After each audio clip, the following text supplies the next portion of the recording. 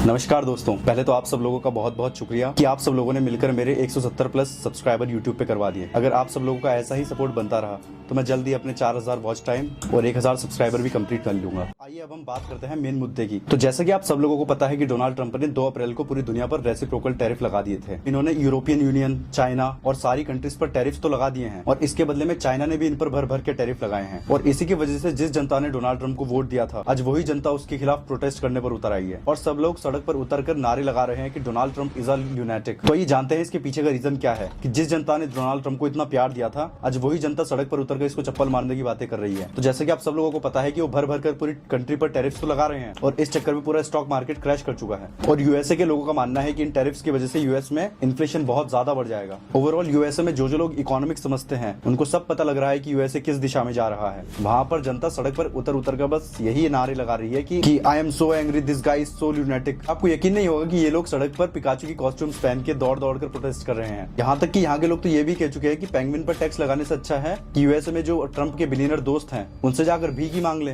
तो आप भी जरा एक नजर मार लीजिए कि कैसा प्रोटेस्ट हो रहा है यहाँ पे। पर इस प्रोटेस्ट का मेन रीजन क्या है कि ऐसे अचानक से मिडिल क्लास फैमिली वाले लोग सारे ही प्रोटेस्ट करने पर उतर आए। तो इसके मेन 2 रीजन है। पहला तो है यूएस स्टॉक मार्केट और दूसरा है यूएस 401k। तो जैसा कि आप सब लोगों को पता है कि स्टॉक मार्केट क्या होता है, इसको हम रहने देते हैं। मैं आपको एक सिंपल लैंग्वेज में समझाता हूँ कि ये 401k क्या होता है। तो यूएस के जो आम स्टॉक मार्केट में बहुत कम परचेस करते हैं, वहां पर वो लोग निवेश करते हैं 401k में।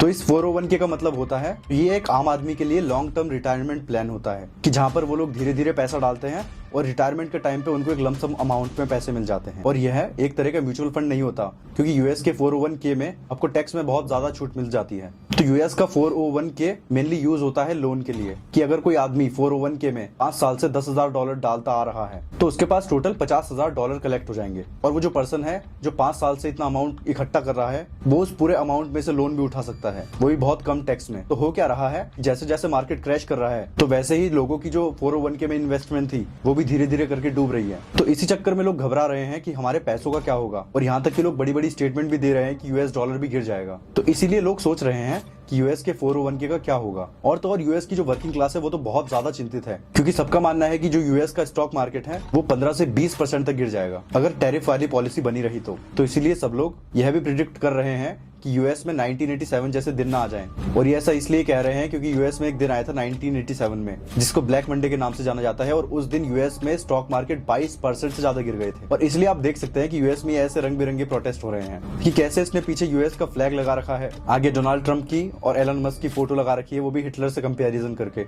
और यहाँ तक कि डोनाल्ड ट्रंप की रिपब्लिकन पार्टी के मेंबर्स जो हैं, टेड क्रूज, वो खुद ये स्टेटमेंट दे चुके हैं कि ये जो टैरिफ्स है ये बिल्कुल भी सही नहीं है देश के लिए। और ये जो स्ट्रेटेजी डोनाल्ड ट्रंप अप्लाई करना चाहते हैं पूरे देश पर, ये बिल्कुल भी काम नहीं कर पाएंगे। और डोनाल्ड ट्रंप की इस हरकत की वजह से कोई भी डोनाल्ड ट्रंप का अलाई नहीं रहेगा। और उड़ती उड़ती खबर तो यह भी आ रही है यूरोपियन यूनियन भी $28 बिलियन तक के टैरिफ लगाएगा यूएस पर।